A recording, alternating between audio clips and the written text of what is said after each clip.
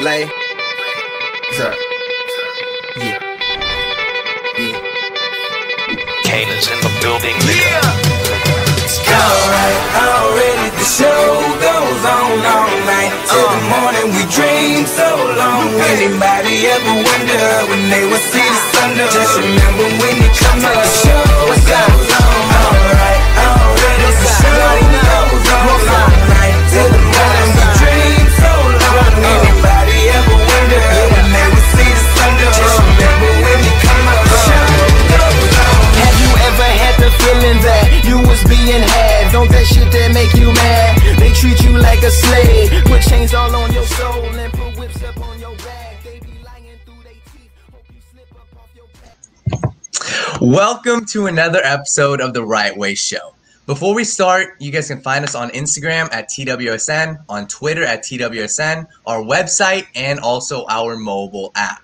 But today, guys, we have a jam-packed show. I'm here with my co-host, Jake Circus from the 805. Jake, how you doing? I'm doing great. And I would just like to say before we start that I love being on the bottom. You two are at the top. I like being on the bottom, so that's good. You really like that look? You like that yeah. look? Yeah. I'm doing fantastic, though. I'm excited to get this rolling. Yes, we missed last week, energy. so good to be back. Yes, sir. And we're also joined by our lead NBA analyst, Pranav Sriraman. How you doing? I'm doing well. How about you? I'm doing amazing, man. Excited for this. Love the energy so far. As you guys can tell, we're obviously missing our two co-hosts, Max Marrero and Malik Wright. But as we always say here, the show goes on. Guys, let's get this thing going.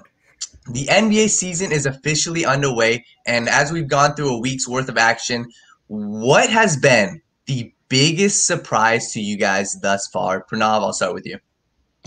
The biggest surprise is someone shooting as horrendously as Kelly Oubre Jr. has to start off the season. I mean, this man, I think it was some historic stat, which I saw on Twitter or Instagram. He's missed every single field goal attempt that's not a dunk, whether that's a layup, whether that's just a floater, whether that's a three-point shot. He's missed every single shot that isn't a dunk. So that's just an odd stat, which has kind of been derailing his team. His team has also been one of the poorer shooting teams in the NBA.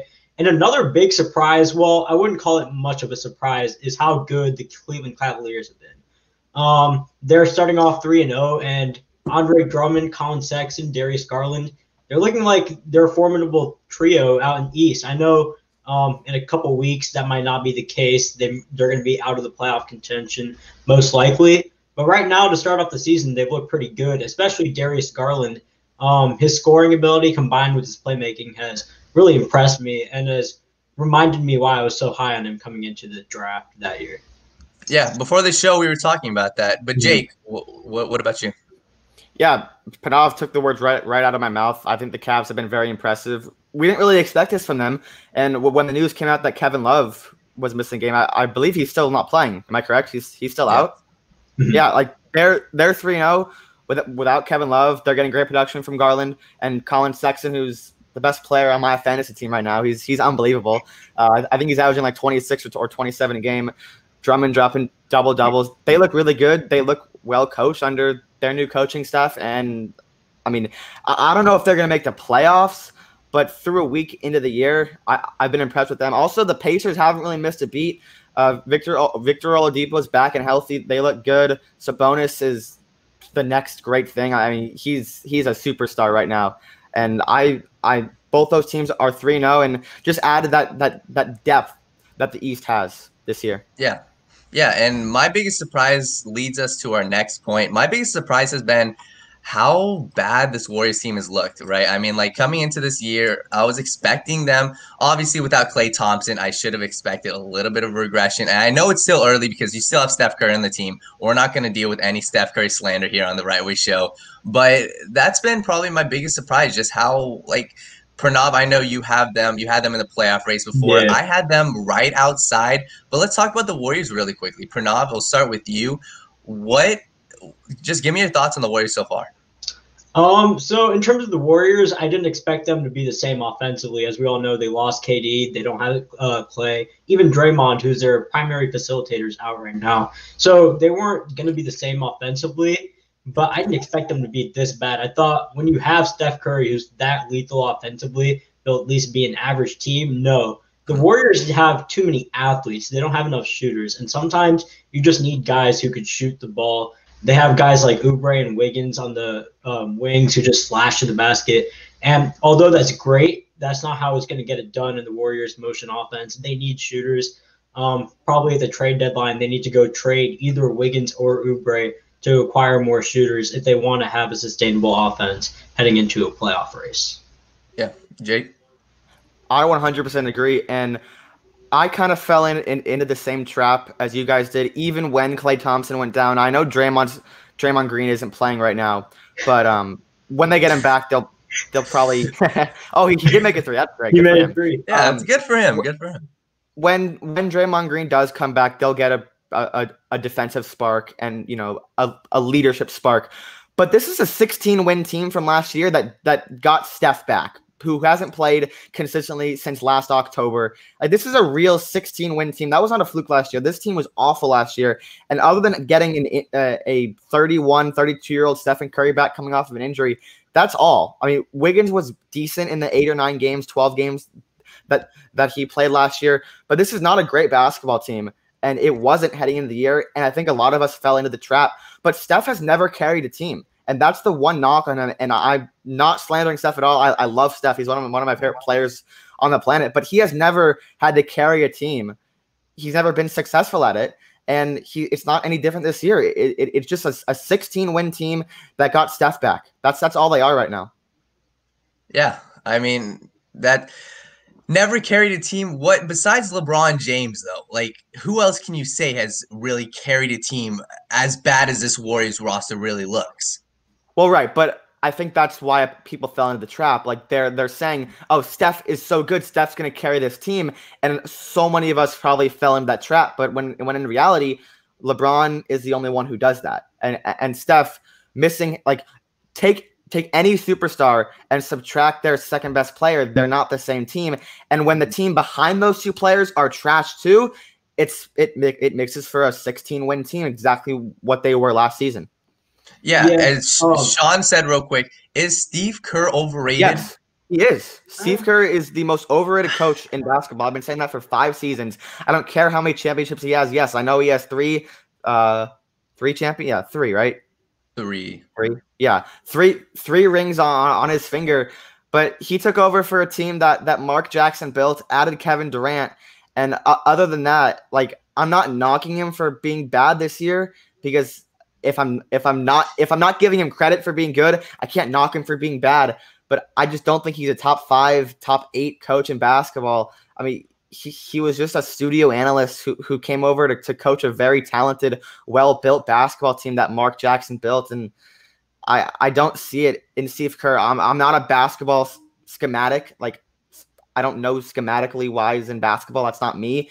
Yeah. I can't tell you what he does well for a team, but I can tell you that I just don't think he's been that great of a coach. I think it's been lots of generational talent coming through Golden State over the last 6 years, and all the credit should go to the players. Yeah, and GM Sports in the comments said Westbrook and OKC. As a Thunder fan, that team is better than this Warriors team. At least they had some amount of shooting. And Victor Oladipo, surprisingly, he got better without Russell Westbrook on the court. He averaged about 23 points without Russ on the court.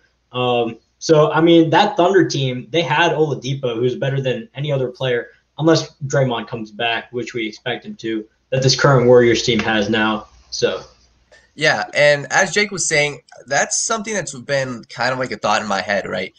The difference between the NBA and NFL, NBA head coaches should not get as much credit as they do. Like Frank Vogel, no disrespect to him, but he's not the one who won the Lakers that championship last year. He's not.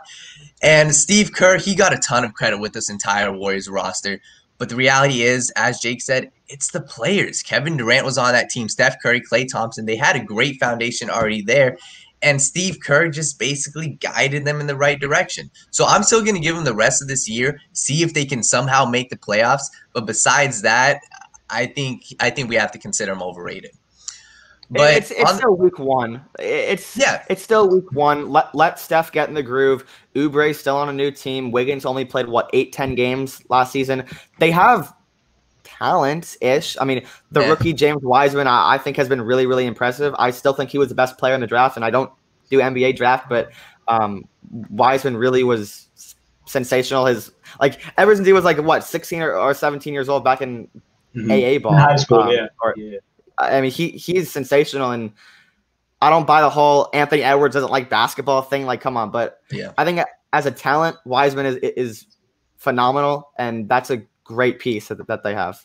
Another thing with Wiseman though is the dude only played 3 college games. He's coming off 3 college games, and he didn't play in the preseason because he had COVID. So that's another. The second option on that team is an inexperienced 18-year-old who has barely any plans. Yeah. So I'd say just give them time, but right now their defense has not looked good to me, and they're scoring right now expectedly not up to par. But I think that'll get better because they are a Steve Kerr coach team. Steve Kerr coach teams do score very well because of that motion offense, as Pranav said. So I just give them time to improve offensively, but defensively I think is where they need to probably get better. Yeah. Besides this Warriors team, has there been any other disappointments to you guys, Pranav? I mean, unless you want to count the Clippers' 51-point loss, that was disappointing. They shouldn't have lost by that much.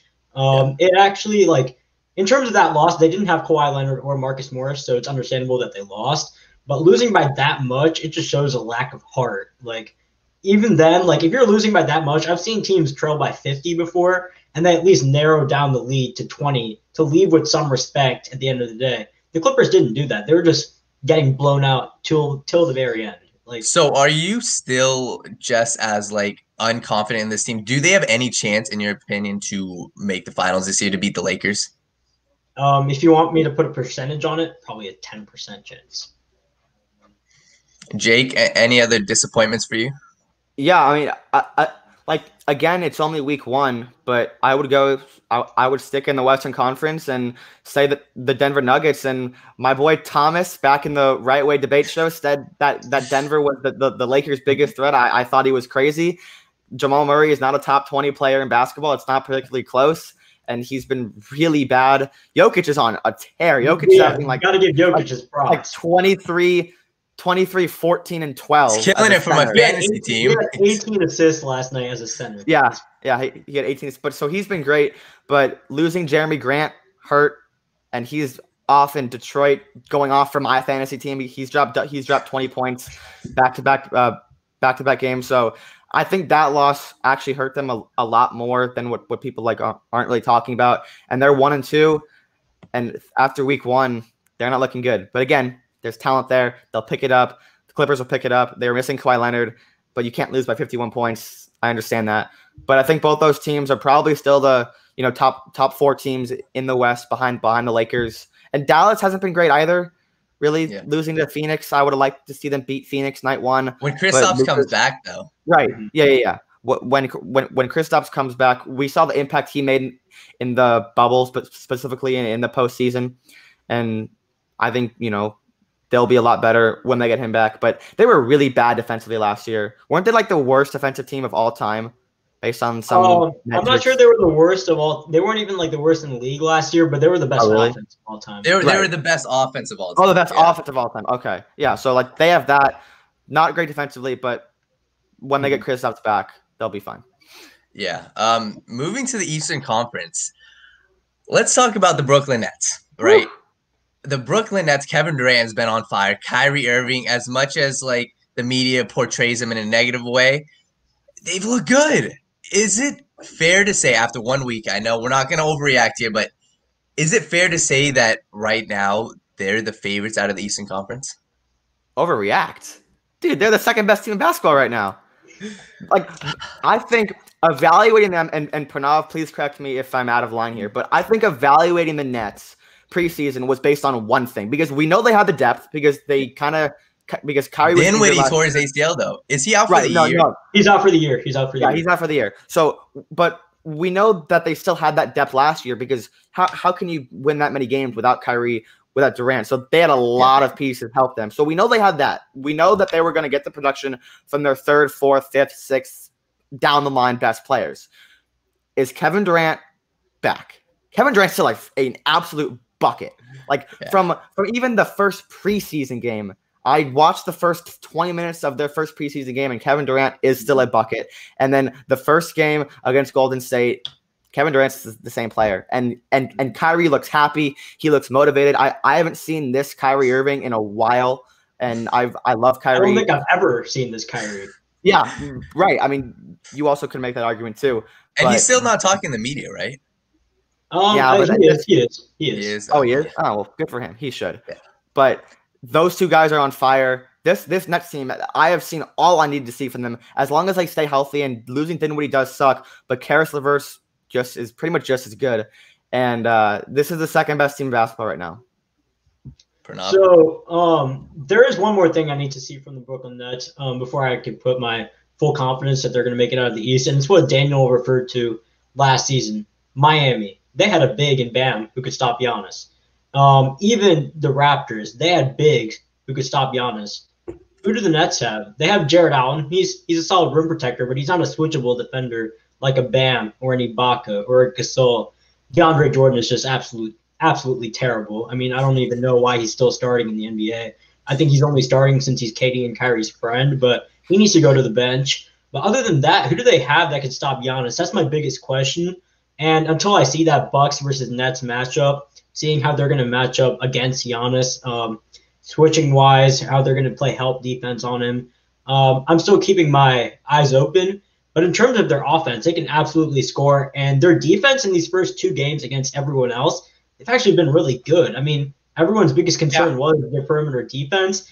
I mean, Kevin Durant's been playing great defense. Karis LeVert has been playing great defense. I know it's only week one, but if that can continue and they can just outscore everybody, I think they have to be the favorites of the East. So right now it sounds like, do you have the Bucks? So it's the Bucks and the Nets. Are there any other teams that are up there right now with you? I would say the Heat. I would say the Heat are in that tier as well. But I mean, I think boys. What about the Celtics? No, I'm sorry. No. Okay, give me a reason. I want to hear. Get Kemba back. Jason Tatum and Jaylen Brown, both of them have looked insane. And once you get Kemba back, is your whole thing the rim protector? Is that why? That Kemba, we don't even know. Like Kemba, like we're saying, Kemba's going to come back, but he keeps getting injured. That's the problem with Kemba Walker. I mean, he's been dealing with these knee issues for a while.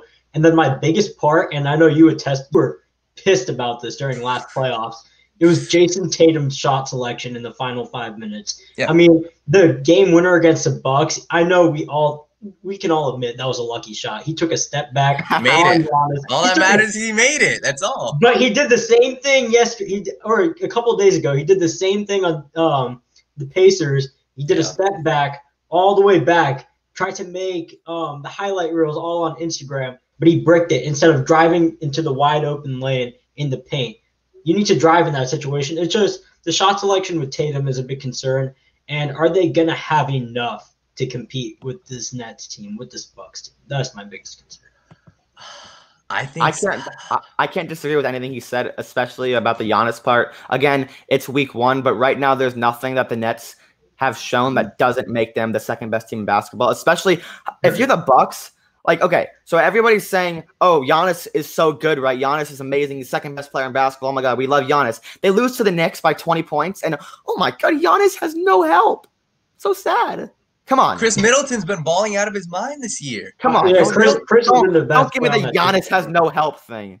The Bucks are just simply not as good as people say they were. I know that they were phenomenal in the regular season last year, but Giannis is terrible in the playoffs, and that's the one thing that I would give the edge to Brooklyn. Durant's been great in the postseason. Kyrie has that instinct that we've shown the last couple of years. He's actually been deep into the playoffs.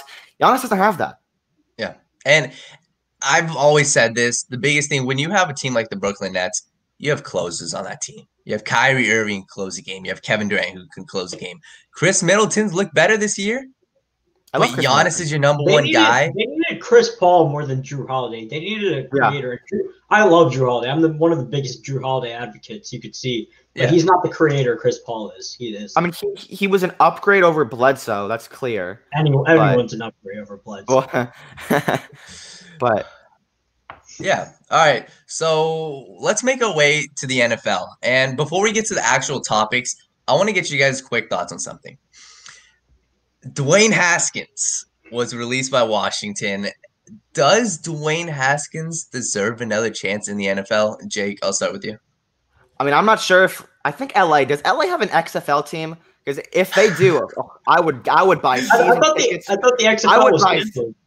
Oh, it's coming back with Dwayne the Rock Johnson. Dwayne the Rock, and man. Dwayne Haskins. Wait, I think it's the LA Vipers, something like that. No, that was our Arena Football League team. But bring our Arena Football back, the LA Vipers led by Dwayne Haskins. I will be at every single game. Don't at me. No, Dwayne Haskins is absolutely terrible. This was one of the biggest whiffs I can remember in the last 8 to 10 years, because the biggest knock on Haskins coming out of college was that he wasn't mobile and he's just a pocket passer. But he was one of the best pure pocket passers we've seen in college football in a very, very long time. And he just completely whiffed. And I know going to Washington is not the ideal fit for any quarterback, like going to Cleveland or going to New York. Now it is, though. Well, just because of their defense. But still, he never had any weapons. The offensive line was subpar when he was an actual starter and when they gave him a chance. But he's been really bad, and how well Alex Smith is doing, how well Taylor Heineke did in the second half. Alex Smith was playing a lot better than Dwayne Haskins was, and Dwayne Haskins just completely whiffed. Like there's no explanation. He just whiffed. And I think the hardest thing about that right now is it's the culture that Ron Rivera is trying to set. It's the fact that I don't know. I'm not going to say it was true or not, because I didn't really read up on it, but the fact that Dwayne Haskins was found at a strip club, I believe, like the day after a game, no mask. You have to mask up. I think, like, I'm not going to talk about Dwayne Haskins like I know the man, but the fact of the matter is, if they release a guy mid-season, it's obviously not because of his play, because the Washington, their quarterbacks have been bad this year. And even if Dwayne Haskins played terribly as he did, you're not going to release a guy at the end of the season. It's because of the culture they're trying to set, and it's because of the precedent they're trying to set. But Pranav, does he deserve another chance? Here's a reason why he deserves another chance. It's because there have been players before him who have done worse, probably less talented. I don't find Dwayne Haskins that talented either, but probably less talented than him, finding other chances in the league. Maybe he could find a practice squad role or a backup role, but in terms of a starting quarterback, no, he's never going to be a starting quarterback. Even coming out of Ohio State, I was on PlayStation arguing with my friend on the mic, and he was like, "Oh my God, do you see Dwayne Haskins? He broke the Big Ten touchdown record." I'm like, "Bro, I just don't like what I'm seeing from this guy. Like, his decision making was always suspect to me." He did get more accurate as the season went on in OSU, but it was always just the little things that Dwayne Haskins did that didn't really impress me. He's not the most mobile guy either. So in terms of his skill set, I don't really see what's there to impress. And then you add that with his off-field behavior, it's just not an attractable piece to add to an NFL roster. So he can get another chance. He's young. He's only 23. He could get another chance on a practice squad, maybe the back end of some bench. But as a starting quarterback, no, he should have never been a starting quarterback, in my opinion. I mean, he cleared waivers today, so he's officially a free agent. And it does say a lot about the culture in Washington that they didn't even think he was worth a 53-man roster spot. Like, they already benched him twice. And I guess this is saying it like to how bad maybe his character is or what he does to the team's morale. But the fact that Washington, of all teams, deemed Dwayne Haskins not worthy of a 53-man roster spot, still on a rookie contract, says a lot about what Ron Rivera is doing, but it also says a lot about Dwayne Haskins. And keep in mind, go ahead. You're good. Oh, no, keep in mind, Ron Rivera has dealt with big personalities before. This isn't anything new to him. Like, he's played Cam Newton. Yeah, exactly. Cam Newton, Josh Norman, he's coached players with big personalities, and those guys didn't seem to get their way out of the team. Dwayne Haskins did. So. Yeah, and just going back to what Jake was saying about the culture that Ron Rivera is really trying to set, that's the biggest thing that I've really been impressed about this Washington team. Yes, they're slated to make the playoffs right now, but just the fact about what Ron Rivera has been doing with this roster, what he's been doing with this organization, I think it's been great. Jake, our NFL analyst or NFL draft analyst, I have a question for you. what do they do at the quarterback position? Do they draft a guy this year? They need one. They certainly need one. So what do they do? If let's say they make the playoffs? Yeah. Well, I think they're going to beat Philadelphia, and I'll tell you why in a sec. Because I really wanted to talk about Jalen Hurts. I asked Malik, "Can we talk about Jalen Hurts?" He said yes, and we're not talking about Jalen Hurts. Wait, and don't get into that yet because we're going to talk about the playoff race. Yeah. So Washington. So where would they pick? What, 19 or 20th? If they make the playoffs, 20th. So 20th, and then but if they miss, their spot goes way higher. Right, and then I would assume they're going to lose their first matchup. So wherever they're at the start of wildcard weekend, that's probably where they'll finish. I don't see Mac Jones as a fit for them, and I love Mac Jones. Daniel, I'm sure that that I love Mac Jones, but I don't like that fit at all. I think they need someone like Trey Lance who can throw deep, who can run, who's smart, who has won before. I know not at the highest level, but Carson Wentz came into the league as a winner. He won multiple national championships at NDSU. I don't know if Trey Lance ended up winning national championships, but I know he won a ton of games. And in 2019, last year, he threw for like 40 touchdowns and ran for like 18 other no interceptions and ran for over 1,000 yards. I didn't even know that until I looked at his numbers a couple of weeks ago. I think that fit is perfect. But if they're at 20, I don't think he falls that far, especially if multiple quarterbacks go in the top 3 or top 5. I think teams are going to trade up for Trey Lance. They're going to trade up for Mac Jones. They're going to trade up for Kyle Trask, especially trade up for Zach Wilson. So if they want to win the division and establish a winning culture right now, because their defense is phenomenal, they might miss out on a quarterback this year. And then going into next year, they're not a division favorite because I think Dallas will bounce back. Philly will bounce back with a full season from Jalen Hurts, I'm sure of. So Washington going into next year might just be another 6-7 win team that misses the playoffs by 3 games because they don't have a quarterback. There is a quarterback on the trade market I'd rather have than Trey Lance because keep in mind, Trey Lance is young. This team wants to contend, and I'm not sure throwing a rookie quarterback is the best scenario. I think you could use a veteran and then bring in Trey Lance slowly into the system. But Matthew Stafford is available on the trade market. He has a cheaper contract than most other starting quarterbacks. And I think you bring him in for a season, have Trey Lance learn behind him, have him take you to the playoffs for a year, see what you could do with him, and then you bring Trey Lance slowly into that system. I think that's an issue, though. I don't think that they invest that many assets into the quarterback position in one offseason. If they trade for Stafford, that would be great. I don't expect them to. But if they do, I don't see. You're saying they go one route or the other this year. Right. You're saying they go. Yeah, and this offseason's going to be crazy. I mean, Jimmy Garoppolo is supposedly on the trade market. So is Matthew Stafford, depending on what the Lions do. And Carson Wentz, all 3 of those quarterbacks, they could be out of their teams. But let's not talk about the offseason. Let's talk about the playoffs. Let's start off with the AFC playoff race. Right now, there's 5 teams fighting for 4 spots. You have the Titans, Dolphins, Ravens, Browns, and Colts. Which team is going to be the odd man out? Jake, I'll start with you. This is really weird to me because it's Tuesday, so we don't really know who's going to play and who's going to not play. But if I get a Miami team against a full-strength Buffalo Bills team, I think they're out, guys. I think Miami is the odd man out team. I know Indy is right now. Indy is the 8th team right now, but they're going to roll Jacksonville. I think Cleveland against Mason Rudolph is going to win. And then Baltimore is sure to just roll through my Cincinnati Bengals because they've been playing great. The Ravens have been playing great football recently. And the Dolphins have a really tough game against Buffalo. Like, Buffalo doesn't have anything to play for, but why not play Josh Allen for 1 full game? He's 23 years old. Wait, don't they have the second? Don't they have the second seed to play for?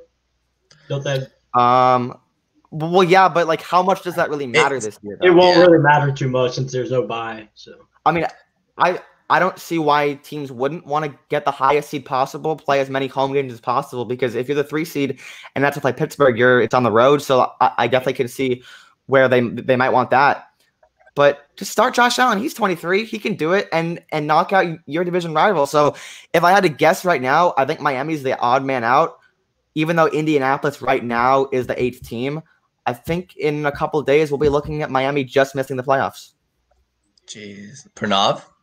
So I have to agree with Jake on this one. If the Buffalo Bills play all of their starters, then Miami is the odd man out. I think Buffalo would pretty easily handle them. But let's say Buffalo rests all their starters. Then I assume each of those teams win. And then mathematically, the Cleveland Browns will be eliminated. They just I think it's something with the division or whatever that is. I'm not sure how the math works. But Are you sure that's not the Colts? No, it's the Colts. The Browns get in with a win simply if they beat Pittsburgh, or even if Indianapolis beats Jacksonville. The Browns are also winning. Okay. So yeah, if everyone wins, what would be the scenario? Colts lose. Yeah, Colts out. Yeah, because they're all 10-5 right now. All 4 of them are 10-5, but the Colts are the odd man out right now. Okay, so if Buffalo, it's pretty simple. Because since there's 4 10-5 teams, if one of them loses and the other 3 win, that's it. So it's really not as complicated as everyone says. Okay, so if Buffalo rests all their starters, which we don't know yet, like Jake said, then I expect the Colts to be out because, like you guys said, the mathematics, that's how it works. But if Buffalo plays for that 2nd seed, then I expect Miami to be out, and that's unfortunate because Miami really has nothing to lose in this scenario. If they make the playoffs, that's great. They get experience, and they also have the Texans' number 3 pick. So, I mean, they have everything going for them if they make the playoffs. But if Buffalo plays all their starters, I don't expect them to make it. This past weekend for the Dolphins fans, man, the fact that you get the number 3 overall pick right now and you're making the playoffs, and you got a bright young head coach. I know people are jumping off the Tua bandwagon. I'm not ready to jump off the Tua bandwagon. I still think I had him as my 2nd-ranked quarterback in the draft, and I'm not ready to give up on him. You have to keep him, get some talent around him. And, yeah, if I were to pick, I'd be scared, honestly, even with Mason Rudolph starting. This Browns team, I'm not confident in them. I'm not confident in this Browns team. So if I were to pick, I would say all these teams win because the Bills will probably rest their starters. Or no, the Bills will probably beat the Dolphins will. That's hard. That's hard, man. I'm getting mixed up here. Yeah, how about this though?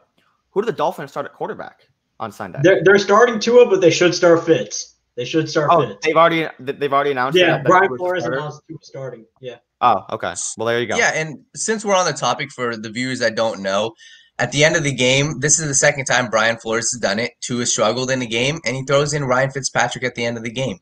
Do you guys agree with that? Do you guys agree? Is he messing up Tua? Is he making the right decision by doing that? There's 2.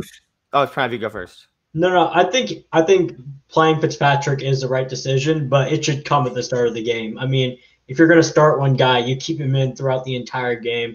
I never was a big fan of Tua even starting the season. I thought at latest he should have been like a final week starter if they didn't make the playoffs or if they've already clinched. And then you keep Fitz the entire way because Fitz was rolling at the beginning of the season.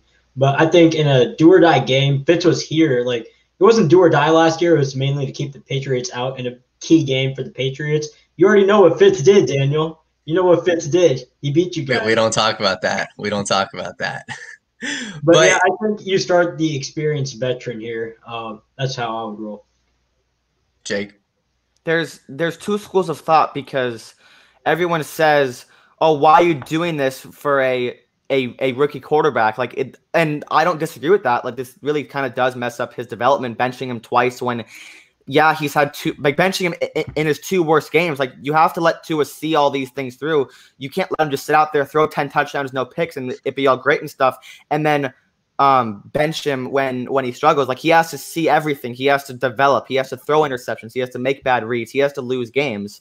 But at the same time, I don't remember the last time a top tier, top 5 or top 6 rookie quarterback was thrown into the fire of a contending team this early in his career. So they're trying to win games. Like, they're competing for a playoff spot. This year, playoff matters more. The hard thing about that is rookie quarterback. So we've never seen it before. Yeah, and that's Brian Flores' thought process, right? He's saying Yeah. our football team is going to win games. Well, if your football team's trying to win games, as Pranav said, you start Ryan Fitzpatrick. I know he's saying, oh, as soon as Tua struggles, we're going to throw in Fitzpatrick. No, you stick with one guy. I was under the impression that, okay, Tua's going to sit an entire year. That's fine. But then once you start him, you don't go back to Fitzpatrick.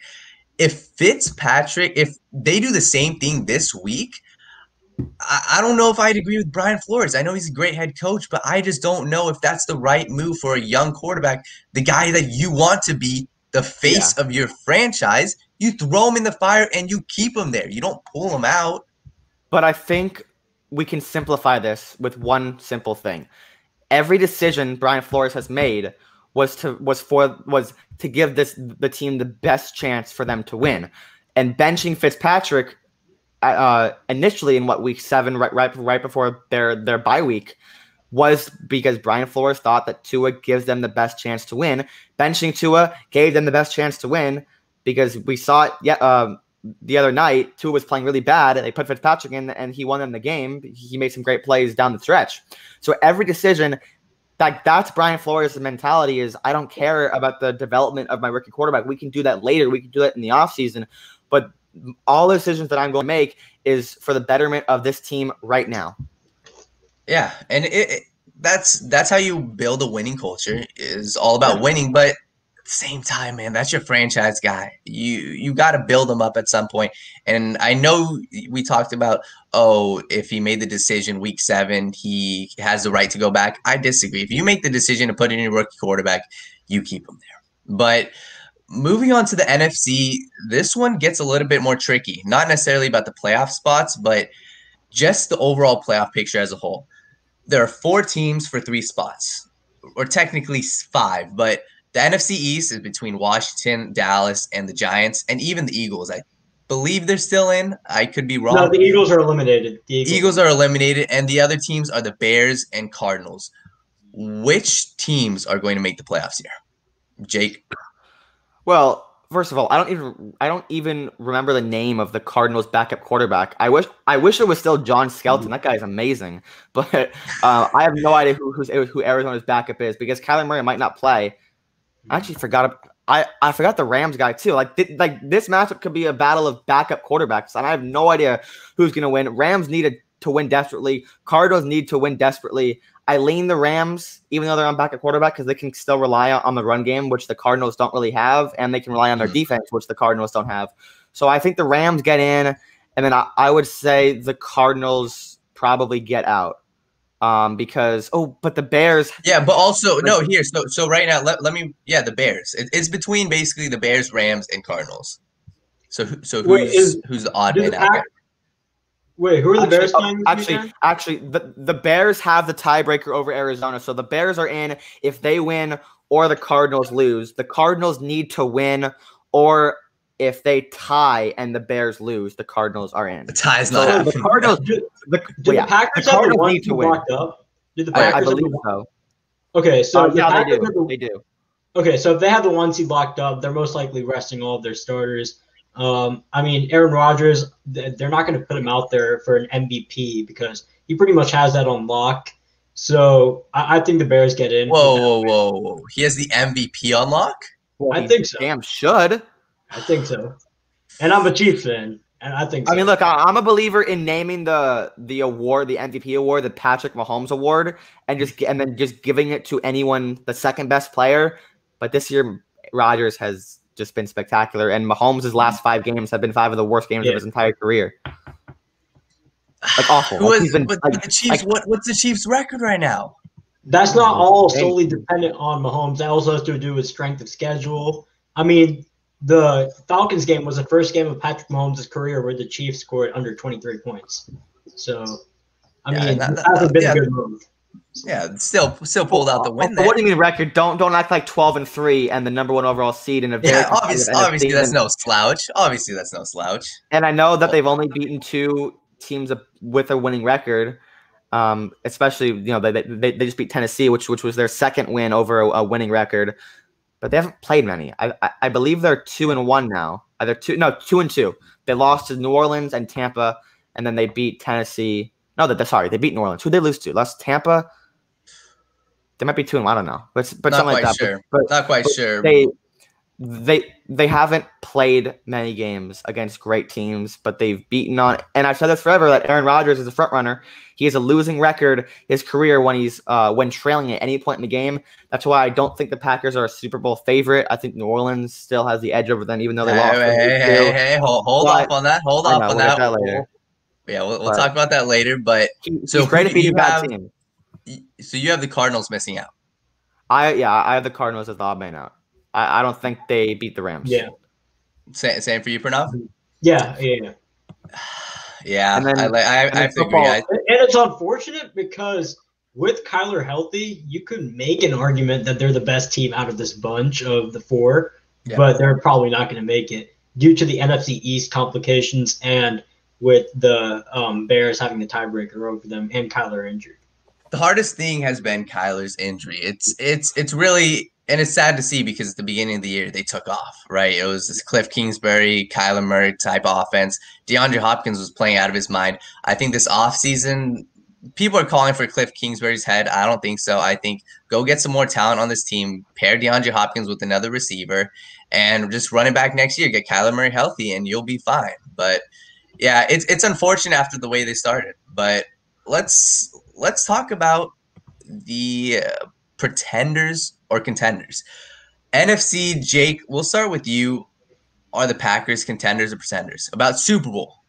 Well, yeah, of course they're contenders. I mean, they're the best team in the NFC right now. They've rolled through every bad team, and they have that win over New Orleans, even though that was all the way back in the great month of September. But yeah, I mean, they're playing great football, but so are the Saints. Like every team in the NFC is playing football of some sort. Seattle is even playing well recently, and the Rams, even though the Rams are clearly far and away the fourth best team in that conference, I think now, especially with Goff's injury, and he'll probably be back for the postseason, but we can kind of narrow it down to three teams in the NFC. Even though it's been a cluster all year, I think we can narrow it down to Seattle, New Orleans, and Green Bay. They're all contenders, especially in that conference. I think any of those three teams can make it out of that conference. So they're all contenders. Pause. Three teams: Seattle, New Orleans, Green Bay. You're forgetting one. Well, because the Rams, and then the Buccaneers. Jake. Oh, I'm forgetting my Tampa Bay Buccaneers. The Buccaneers. Are you serious? I was impressed with their performance against Detroit, and I know this is a team that all the way back in the great month of October, I said that they were the best team in football, and then they kept playing worse, and then they had a bad game, and then that week I was like, okay, this is the game, and they played bad again, and then okay, no, this is the game. They played bad again.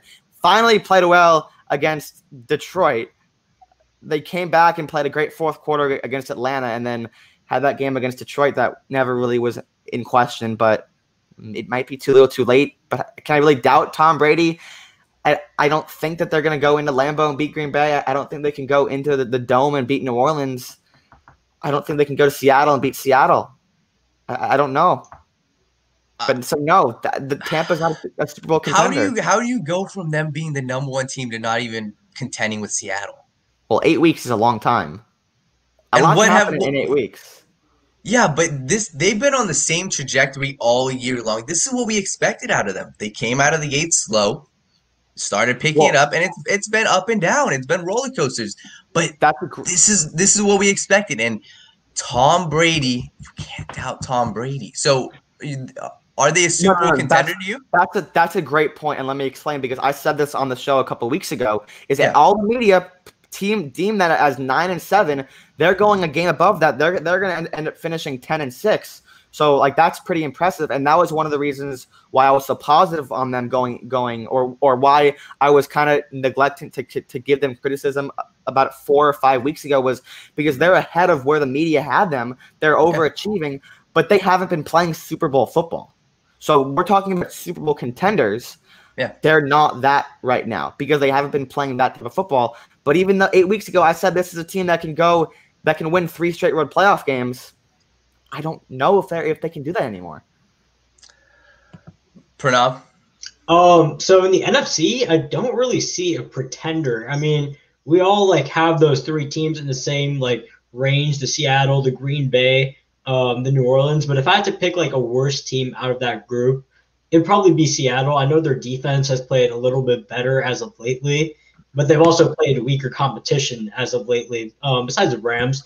But they've also played weaker competition as of recently. I just don't like that defense at all. I trust Russ. I trust that offense. But when it comes down to it, you're facing guys like Aaron Rodgers, Drew Brees, even Tom Brady. I'm not sure they're ever going to face off. But when you go up against elite offenses in the playoffs, I don't think that defense is going to last. I can't get past the Tom Brady disrespect, guys. I can't. Listen, like, I'm going to vouch for my guy. Tom Brady's been great. Tom Brady's had a great year. He's been up and down. He's been up and down, right? I'm not going to be oblivious. He's had some bad performances, terrible performances. Against who did they play? He just absolutely crapped the bed. The Saints? I think he had one of the worst games of his entire career. Yeah. But the reality is, if we're talking about Super Bowl contending teams, if we're going to put a Seattle team that's been shaky all year long up there, you're sure as hell I'm going to put this Tampa Bay Buccaneers team up there. Oh, Tom Brady. I'll take the Bucs over the Seahawks for sure. Yeah, and there's no way I can, with the way this season's gone, how they've, like Jake said, they've been on the same progression that we expected them. This is what was expected out of this team, the ups and the downs, the slow starts. And now we're going to start to see, hopefully, what Tom Brady can do in the playoffs. And, yeah, I think – but basically it's those four teams. Those are the four: Packers, Saints, Seattle, and Tampa Bay. So let's finish off here with the AFC. And besides the Kansas City Chiefs, Pranav's Chiefs, we already know they're most likely going to be the Super Bowl team out of the AFC. But let's talk about it, right? What? Yeah. Hold on. They're most likely. So, yeah. Jake, a couple weeks back, we talked about the Buffalo Bills. Okay. We talked about the Buffalo Bills. I keep my receipts. Talk to me about 2 months ago, not a couple weeks ago. It was 1 month ago. That's it was not 2 months ago. Time. But let's talk about it. Let's talk about the Buffalo Bills. Can they push this Chiefs team? Of course they can. That was a really high voice crack, but yeah, I think this is the number one team in football right now, and I value recency performance. I'm not a recency bias. No, I'm not a recency bias, but I value recent performances. And the Chiefs, the last 5 weeks, have been awful, and Patrick Mahomes has been bad. Like, if they weren't playing for his standard, last week, for his standard, Josh Allen's been better. Okay. Baker Mayfield has played better other than last week. Go look at the numbers. Patrick Mahomes has had multiple games. Jake, we're not doing this. Malik is normally going to be the guy that does that, but we're not going to do that. Go look at the numbers. The numbers don't always tell the full story. Like we've talked about, Baker Mayfield is in that system. He is not there. He's been in their system. He's better numbers than Patrick Mahomes. Has he been a better quarterback than Patrick Mahomes? No. I'm just saying, for a quarterback who's deemed as the best in the league, and I love Pat as much as anyone. I love Pat. For his standards. But not really, because if you're taking it on a 5-week basis and you have multiple performances that are not just like 0.0, 0.1 EPA, but negative EPA, and I don't know if you guys are high on or are informed of EPA. I assume you are, but negative EPA. Bad. Explain it for our viewers really quickly. So EPA stands for expected points allotted, or expected point something. But it's basically how valuable you are. It's like WAR in baseball, or PER in basketball. But it's what value you bring in to scoring and offensive performance. And Mahomes. So can you retract that statement about Baker Mayfield playing better than Patrick Mahomes? He has not. No, I think if you take out last week against the Jets, and I'm not excusing it. Well, you can't take out last week against the Jets. Can I take out the Falcons game? Yeah, sure. Exactly. Sure. Let's take out the Falcons game, and let's take out the Jets game for Baker. So the last 5 weeks? So 2 weeks ago on the show, Baker hadn't thrown a pick in 185 attempts, something like that. That was the highest mark in football. I don't Did he throw a pick? He fumbled. He fumbled, but I don't think he threw a pick. And let's look at the basis of the two offenses. Alive. What type of running game do the Chiefs have? What type of run game do they utilize? They don't utilize a running game. And the Browns, what do they utilize? That's their forte. I know that they beat Buffalo with the running game. So we can talk about Buffalo. And if Clyde Edwards-Helaire is not playing, the Chiefs have that. They do not have that weapon that beat the Bills the first time. And I know that they beat them by double digits and the Chiefs were in control the whole game. But Buffalo is the highest scoring offense in football since week 8. Yeah. They're averaging over 33 points a game. I think after last night, they might be averaging over 34 points per game since week 8 now. I haven't looked at the exact numbers. I'm on you with the Bills, but I'm just a little confused about the Baker Mayfield. Baker Mayfield, Patrick Mahomes. You can't use them in the same breath. I don't get that. No, Mahomes is miles better, but I'm just saying Baker's performed better. He's been more efficient. Here's my problem with the Chiefs, and I think this is a constant problem that we've seen. They play down to their competition. I mean, we saw the game against the Broncos. I mean, they played down. The Falcons, they were just staying in the game, making it close throughout the very end, and then they were lucky to get away with that game. I thought we were going to lose in the last couple of minutes until Young-Ho Koo missed a kick. But we play down to the competition, and then a couple of days ago, I think we just do the bare minimum it takes to win, and I don't think that should be a sustainable formula in the playoffs. That's why I'm a little bit concerned with the Bills. I think they're the biggest threat to the Kansas City Chiefs. But in terms of when it comes to the playoffs for the Chiefs, they can't just keep these games close. They need to keep their They need to keep their foot on the gas pedal. Yeah, and I mean it's also kind of good that they have the number 1 seed locked up right now because then they get the 1 week of rest. And besides that, because I still really want to touch on the Bills, what other teams do you guys see? Is the Steelers? I think we're all pretty much on the same wavelength about them. They're pretty much not Super Bowl contender.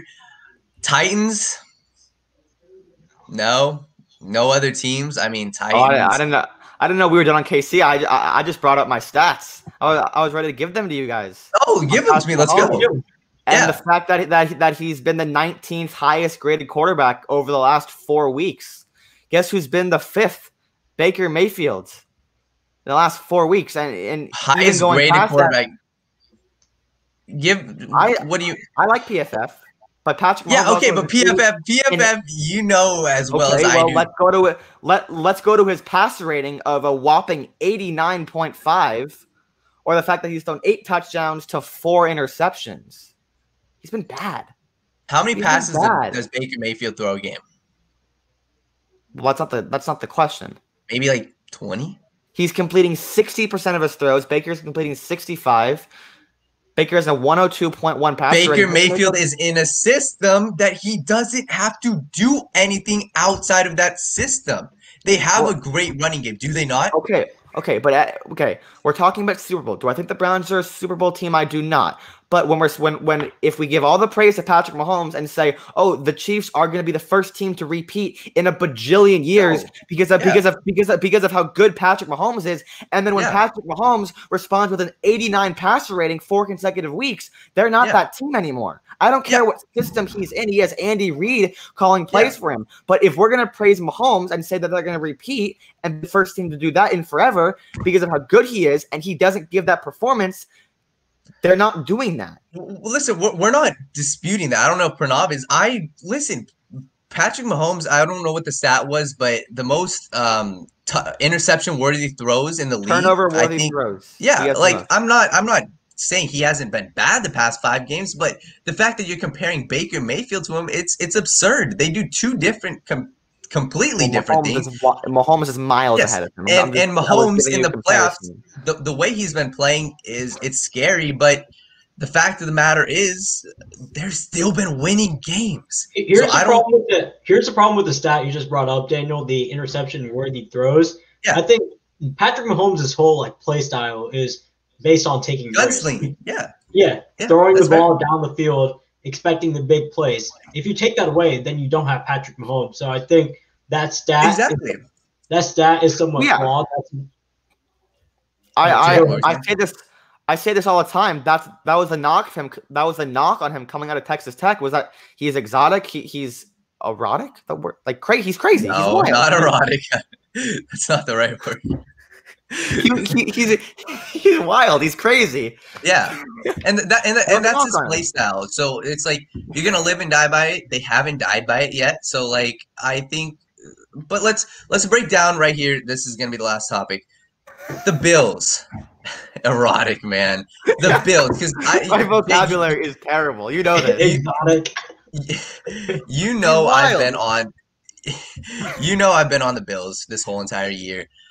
And the way they're playing now, obviously you have to go into Kansas City and win there. But they've been playing good. And I just want to dispute something. The Bills have a running game. I've seen way too many people say they don't have a running game. Zach Moss, Devin Singletary, Josh Allen, they have a running game. Yes, the stats don't show it. I think they're 18th in the league in total rushing yards. But when you actually watch the game, the ability for Josh Allen to actually run the ball at 6'5", and the fact that they have two different running backs that complement one another, it still leaves that threat there. And with Stephon Diggs, arguably a top 5 receiver in the league right now, they're dangerous. And their defense, it's been playing way better than the beginning of the year. So I'm not going to deal with anybody saying Kansas City, they're a shoo-in for this. But the Bills, they're going to give them a run for their money. Of course they are. Here's the thing. Here's the thing, Daniel, about the Bills. I forgot what I was going to say real quick, but you mentioned it in your offseason breakdown, and I talked about it with Malik the other day. Josh Allen improves every week. I think every week I see him, he just gets even better. And the thing you mentioned was the inaccuracy. It's going to hinder him for his entire career. He's actually been one of the most accurate quarterbacks in the NFL this year. It's wild. Pranav, listen, it's been crazy, right? Because, I mean, I watched the film at Wyoming. I watched him the past 2 years in the NFL. And that's I always said, like, hey, he's got the talent. He's always going to be that gunslinger. He's great for this organization. Last year in the playoffs, when he did that lateral backwards against the Texans, people were like, oh, you're out of your mind. That's a terrible play. That shows heart. He is the leader of this football team. He is setting the precedent for this team. And his accuracy, that's the one thing I was like, it's blowing my mind. I don't know how, I don't know why, but every year of his career, he's gone up, and this year he's made a huge jump, and Stephon Diggs also has helped as well. Brian Dable helps too. My boy Brian Daboll. But Brian Dable, it's the rags to riches story, right? Like 52%, 58%, and then he goes to 69.1%. Like he makes that jump. And the one knock on him was, can he be accurate? Because we know he throws a country mile, like a football a country mile long. Yeah. But can he be accurate? Can he throw the ball on target? And when Stephon Diggs is scorching open down the field, it helps a little bit. But he's been so good. Josh Allen has been phenomenal this year. And 69% completion percentage, that's elite.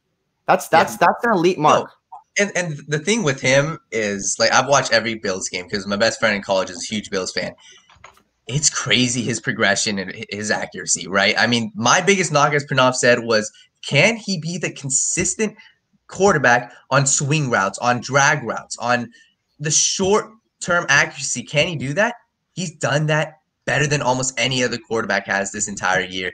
And props to them. And I'm just saying, like, the Kansas City Chiefs, they're not a shoo-in. The Bills are going to give them a run for their money. Yeah. Look, if I had to pick right now, probably lean KC, and I think KC would be a 2.5, 3-point favorite at home right now against Buffalo. On a neutral field, they're even, and that's probably what they should be. But playing at Arrowhead gives them that advantage. But right now, there should be no argument or no one being upset if someone believes or someone puts the Bills as the number 1 team in football right now. Yeah. Pranav, any final words on your Kansas City Chiefs? Not really. You guys said it pretty much, how the Chiefs have been on a downward trend recently and the Bills have been an upward trend. I mean, you can't disagree with that. I mean, the way we've been playing, like Jake has said, the numbers have been less efficient, playing down to our competition. I just hope in the playoffs we can make that change and repeat what we did last year. Yeah, and I mean, you guys get a week off, so that's going to be a big help. But Thank you all for tuning in to this episode of The Right Way Show. This was a fun show, right? We talked about NFL, NBA's back, our lead analyst, Pranav Sriraman. Make sure to go follow him. Our NFL draft analyst, Jake, going to the Senior Bowl, man. Excited for that. Big stuff coming with the Right Way Sports Network. Make sure to follow us on all our social medias. And with the year coming to the end, we just really want to show our appreciation to you guys. Thank you for always tuning into our shows, always viewing our content. You guys can follow us on Instagram, on Twitter, our website, and also our mobile app. So we'll see you all next Tuesday night. And as always, the show goes on. Thank you guys.